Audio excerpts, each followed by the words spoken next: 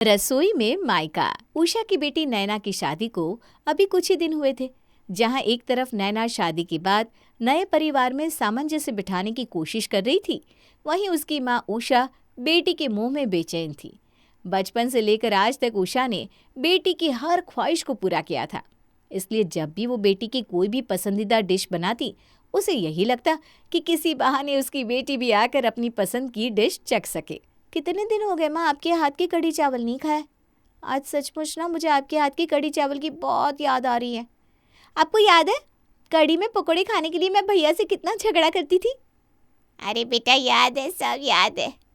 अपने बच्चों की मीठी यादों को माँ कभी भूलती है क्या? अगर याद आ रही है ना बेटा तो आजा कुछ दिन के लिए मायके। जो तू कहेगी तेरी पसंद का मैं अपने हाथों से बना कर खिलाऊंगी। नहीं माँ, अभी तो मैं नहीं आ सकती। बस आपकी याद आई तो मैंने फ़ोन कर दिया, और कोई बात नहीं। नैना के फ़ोन रखने के बाद मेघा बहू, नैना का फ़ोन आया था। कह रही थी उसे घर की और मेरे हाथ के बने खाने की बहुत याद आ रही है। अरे मम्मी जी, तो बुला लीजिए ना नैना को कुछ दिन के लिए यहाँ रुकने। अरे मैंने कहा तो था, लेकिन वो कहने लगी नहीं निखिल जी को एक ट्रिप पर जाना है, ऐसे में सास ससुर को अकेला छोड़कर नहीं आ पाएगी। अरे मम्मी, एक काम करो ना, यहाँ तो वैसे भी पेंटिंग का काम चल रहा है, पूरा दिन खटपट होती रहती है, जिससे आप दोनों सास बहू वैसे ही परेशान रहती हो। मेरी बात मानो तो आप नैना के यहाँ चली जाओ और कुछ समय उसके साथ बिताओ। और ऐसा कौन सी किताब में लिखा है कि हमेशा बेटियाँ ही मायके आएंगी? अगर नैना बिजी है तो आप भी तो उसके ससुराल जाकर कुछ दिन उसके साथ समय बिता सकती हैं। बात तो तेरी ठीक है बेटा, लेकिन बहू यहाँ अकेले परेशान हो जाएगी। अरे नहीं मम्मी, आप अकेले थोड़ी ना जाएंगी, आप दोनों तैयारी कर लीजिए। मैं कल सुबह आपको नैना के यहाँ छोड़ देता हूँ, उसके लिए भी सरप्राइज़ हो जाएगा, और निखिल जी के जाने के बाद उसका मन भी आप लोगों को देखकर अच्छे से लगेगा। बेटी का सुझाव उषा को काफ़ी पसंद आया था, इसलिए दोनों सास बहू तुरंत ही बेटी के यहाँ जाने की तैयारी में लग जाती हैं। अगले दिन सुबह नैना के दरवाजे की घंटी बजती है। अरे मम्मी, आप अचानक से यहाँ? तेरे लिए एक और सरप्राइज है बेटा, इसीलिए हमने यहाँ आने से पहले तुझे फ़ोन करके नहीं बताया। उषा बहू को आवाज़ लगाते हैं, तभी उसकी भाभी भी उसके सामने आकर खड़ी हो जाती है। सरप्राइज देखो, तुम्हें मायके की याद आ रही थी ना, लेकिन तुम मायके आ नहीं सकती थी, इसलिए तुम्हारा मायका ही तुम्हारे पास आ गया। बताओ कैसी लगी सरप्राइज? सच में भाभी, आप दोनों को यहाँ देखकर ना मुझे बहुत खुशी हुई है। आप लोग अंदर चलिए, आइए। नैना अपनी भाभी और माँ को हॉल में बिठाकर खुशी से चहकते हुए रसोई की तरफ जाने लगती है। अरे बेटा, समधन जी आई है तो ऐसा कर उनके साथ बैठकर थोड़ा समय बिता। चाय नाश्ता मैं भिजवाती हूँ कम्मों के हाथ। ठीक है मम्मी जी। नैना की सास नौकरानी कम्मों के साथ चाय नाश्ता अभी तैयारी कर रही थी, इतने में उसकी भाभी रसोई में पहुंच जाती है। अरे आंटी जी, आप क्यों चाय बना रही हैं? अरे बेटा, चाय तो बस बनने ही वाली है, तुम आराम से बैठो, मैं चाय भिजवाती हूँ। नहीं, आप चाय क्यों बनाएंगी? आप आराम से बैठिए, चाय मैं बना कर लाती हूँ। और वैसे भी ना मम्मी जी को मेरे हाथ की चाय ही पसंद है, किसी और के हाथ की चाय उनको पसंद नहीं आती। वो तो ठीक है बेटा, लेकिन अपने घर में तो तुम रोज़ चाय बनाती ही हो, आज मेरे हाथ की चाय पी कर देखो। नहीं आंटी जी, मैं ना मम्मी जी के लिए स्पेशल चाय बनाती हूँ, जिसमें लौंग, तुलसी, सौंफ, अदरक सब कुछ डालती हूँ। इतना ही नहीं, किस चीज़ की कितनी मात्रा चाय में डलेगी वो तो मैं ही जानती हूँ ना। इसलिए आपकी बनाई हुई चाय शायद ही उनको पसंद आए। आप जाकर बैठिए ना, मैं 10 मिनट में सबके लिए चाय लेकर आती हूँ। नैना की भाभी के बार बार कहने पर सास उर्मिला रसोई से बाहर निकल जाती है और भाभी चाय बनाने लगती है। बड़ी अजीब है नैना की भाभी, मेहमान होकर ज़रा सा भी संकोच नहीं है। अगर मैंने चाय बना ही दी थी तो पी नहीं सकती थी?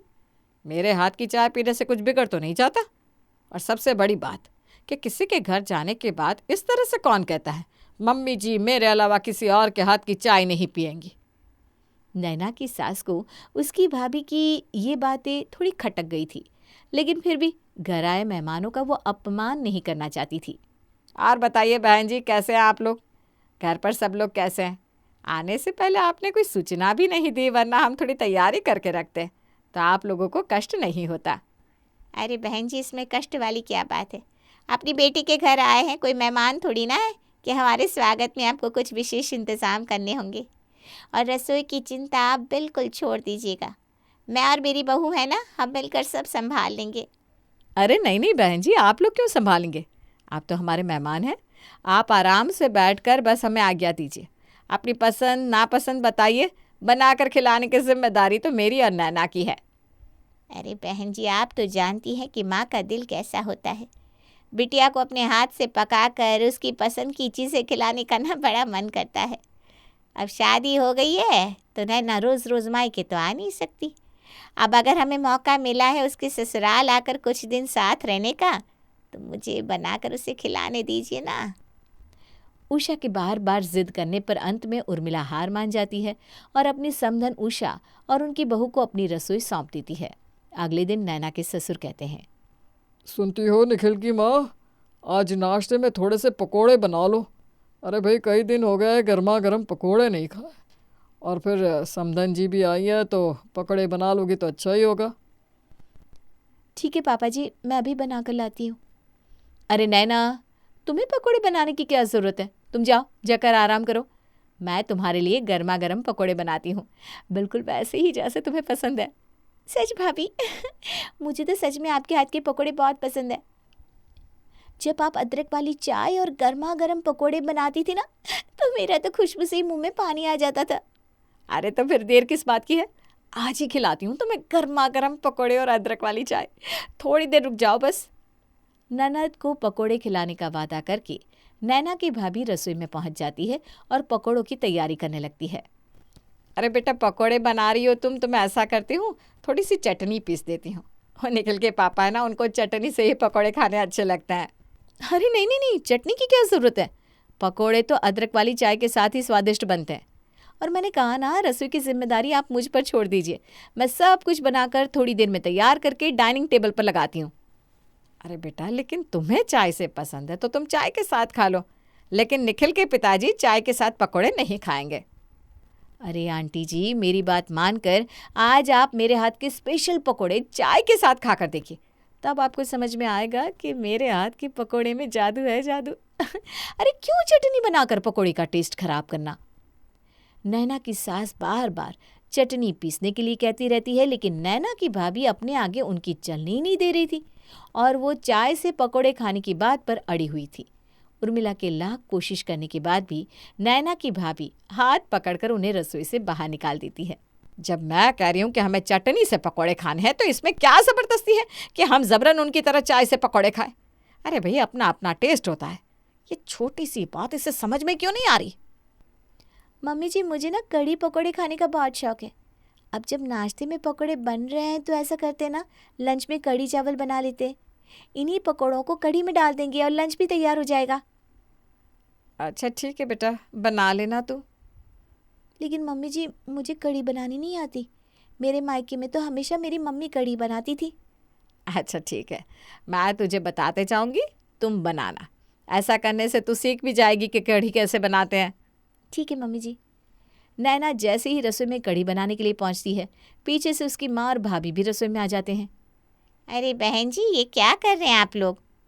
अरे कुछ नहीं, हमने सोचा पकोड़े काफ़ी सारे बच गए हैं तो कढ़ी बना लेते हैं, और फिर नैना को कढ़ी पकोड़ा पसंद भी है।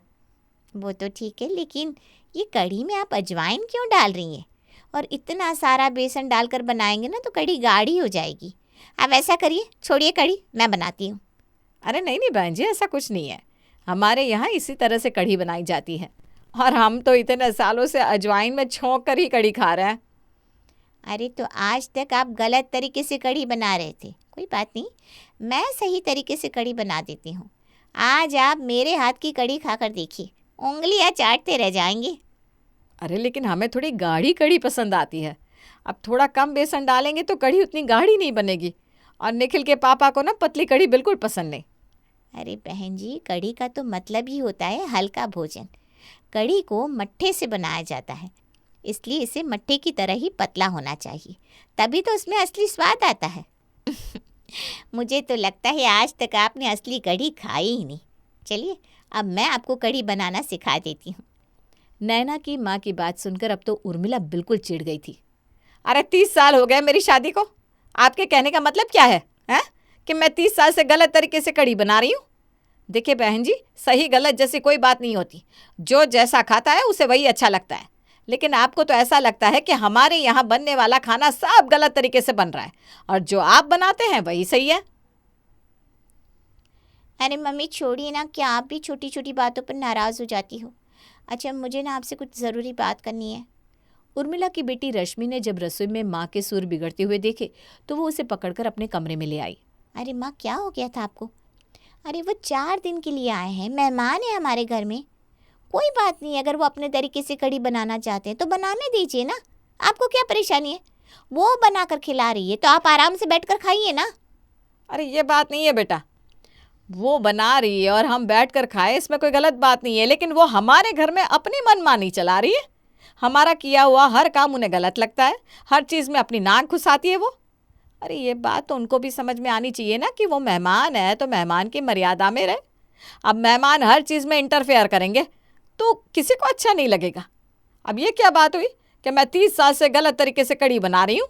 कभी कहती है चटनी नहीं खानी चाहिए, कभी कहती है मैं चाय अच्छी नहीं बनाती। अरे कोई कितना बर्दाश्त करेगा। अब मुझे कुछ कुछ समझ में आ रहा है माँ कि ये सब हमारे साथ क्या हो रहा है। तेरे कहने का क्या मतलब है? मैं समझी नहीं। आपको याद है माँ, जब भाई का रिश्ता नैना के यहाँ जुड़ा था तो क्या हुआ था? 6 महीने पहले। अरे बेटा नैना, देखो अब हमारा रिश्ता तुम्हारे परिवार के साथ जुड़ गया है, इसलिए तुम्हारे परिवार की अच्छाई हो या बुराई, हर चीज़ का प्रभाव हमारे भी परिवार की गरिमा पर पड़ेगा।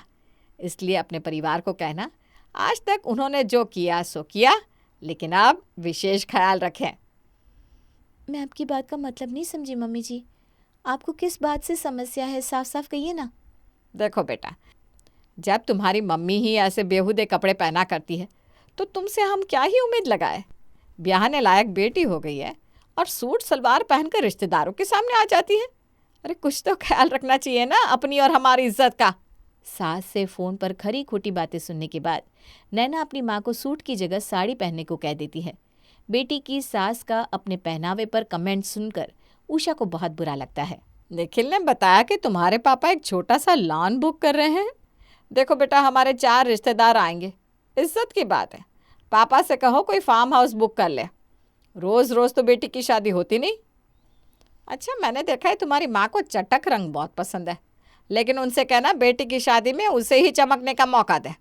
हमें तो डर है कि कहीं वही लहंगा पहनकर दुल्हन बनकर बारात के सामने ना आ जाए। हैं भाई, हमें तो ये माँ का लहंगा पहनने का रिवाज कतई पसंद ना है। चाहे कुछ भी कहो, माँ तो माँ की तरह सादे कपड़ों में ही अच्छी लगती है। शादी में आने वाले सामान से लेकर नैना के परिवार के कपड़े, उनके सजने संवरने, लॉन पसंद करने, हर काम में उर्मिला ने अपनी भरपूर मनमानी चलाई थी। अरे ये सब क्या है मम्मी? आपको पसंद नहीं है आप मत पहनना, लेकिन नैना की माँ को उनकी पसंद के कपड़े गहने पहनने से आप रोकने वाली कौन होती है? आप खुद क्या पहनेंगी बस वही आप डिसाइड करो।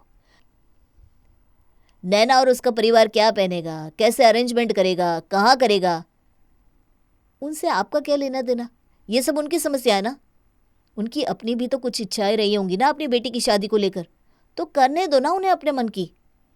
अरे मेरे बेटे की भी तो शादी है, 4 रिश्तेदार जमा होंगे। अच्छा लगता है क्या कि कोई अगर दुल्हन की माँ को देखकर मुंह दबाकर हंसे तो? अब तेरी सास को तो कुछ ज़्यादा ही जवान बनने का शौक है, तो मैं क्या करूं? मम्मी, सबके अपने अपने विचार और सोच होती है। शादी में उन्हें कौन सी चीज़ देनी है कौन सी नहीं, ये तो उनके बजट पर निर्भर करेगा ना। ऐसे डिमांड करने से तो आप उनके बजट पर अतिरिक्त भार ही डाल रही हैं।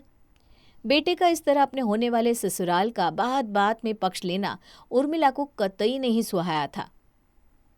अभी तो शादी तक हुई नहीं और अभी से बीवी और उसके मायके वालों का हो गया मेरा बेटा। पता नहीं कल को शादी करके आ जाएगी तो क्या गुल खिलाएगी।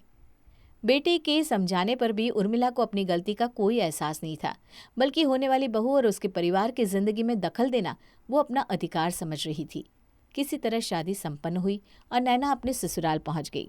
शादी के बाद, देखो बेटा नैना, आज तुम्हारा पग फेरा है। 3 दिन बाद हमारे यहाँ से निखिल, तुम्हारे पापा जी और कुछ खास रिश्तेदार तुम्हारी विदाई कराने आएंगे। अपनी मम्मी से कहना मेहमानों की खरीदारी में कोई कमी ना करे। सभी मेहमानों को लौटते समय तिलक लगाकर शगुन के लिफाफों के साथ कपड़े भी दे। ठीक है मम्मी जी। निखिल, मम्मी जी ने शादी में हर काम में अपनी मनमानी चलाई है, लेकिन अब शादी के बाद इस तरह मम्मी पर दबाव बनाना मुझे ठीक नहीं लग रहा है। अरे उनके घर आए मेहमानों को क्या खिलाना है, कितना शगुन देना है, ये तो वो खुद तय करेंगी ना। इस तरह मांग कर लेना मुझे ठीक नहीं लग रहा। आप प्लीज़ मम्मी जी से बात करो ना।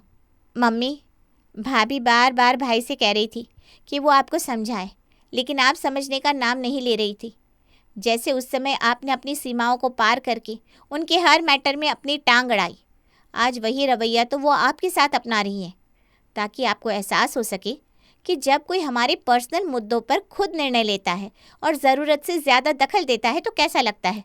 रश्मि, तुमने बिल्कुल ठीक पहचाना है। मैं मम्मी को कह कह कर थक गया था। उल्टा मम्मी तो मुझे ही जोरू का गुलाम बताने लगी थी। और फिर मैंने नैना के साथ मिलकर ये सारा खेल खेला, ताकि जब भाभी और मम्मी जी आकर आपके सामने, आपके घर, आपके किचन पर हक जमाए, तो आपको समझ में आया कि आपने उनके साथ क्या किया है। उर्मिला को अपनी गलती का एहसास हो गया था, इसलिए वो उषा से माफ़ी मांगती है और वादा करती है कि आगे से उनके मुद्दों में दखलंदाजी नहीं करेगी। अपनी समधन को माफ़ी मांगते देख उषा भी प्रेम से उन्हें गले लगा लेती है और दोनों सास बहू अपना नाटक बंद करके खुशी खुशी वापस अपने घर लौट जाती हैं।